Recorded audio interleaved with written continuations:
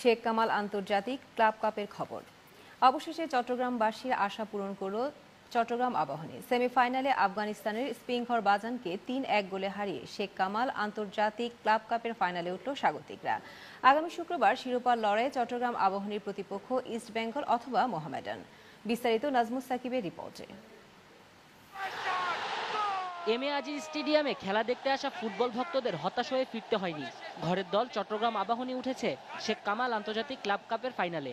সেমির লড়াইয়ে তারা ৩-১ গোলে হারিয়েছে আফগানিস্তানের স্পিনঘর বাজানকে। কোচ শফিকুল ইসলাম মানিকের চাটগা আবাহনী ম্যাচের শুরু থেকে স্পটলাইটে। খেলার ২৪ মিনিটে যা আরও জোরালো হয়। এমিলির হেড ক্যামেরুনের মিডফিল্ডার ইয়োকো সামনিকের মাথা ছুঁয়ে জালে চলে যায়। ১-০ গোলের লিডে চট্টগ্রাম আবাহনী, আর উত্তেজনায় ভাসে গোটা gallery. Nigerian forward Elita Kingsley অসাধারণ দুটি গোল করেছেন ম্যাচে, যা চট্টগ্রাম আবাহনীকে বড় জয় পেতে সাহায্য করে। ৫৯ মিনিটে ইয়োকো সামনিকের অ্যাসিস্টে এলিটা কিংসলে কোনাকুনি শটে গোল করে ২-০ গোলে এগিয়ে নেন স্বাগতিকদের। স্পিনঘর বাজান সমতায় ফেরে ৭৯ মিনিটে, তবে সেটা আত্মঘাতী গোলে। খেলা শেষ হবার মিনিট ৩ আগে তৃতীয় গোলটি পায় চট্টগ্রাম আবাহনী। এবার নিজের একক নৈপুণ্যে জোড়াপূর্ণ করেন কিংসলে। পরে শেষ বাঁশি বাজলে ডাগ আউট থেকে শুরু করে পুরো স্টেডিয়াম আনন্দে মেতে ওঠে।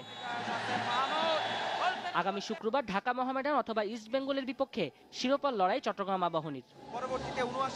নাজমুস সাকিব, নিউজ ৯, ঢাকা।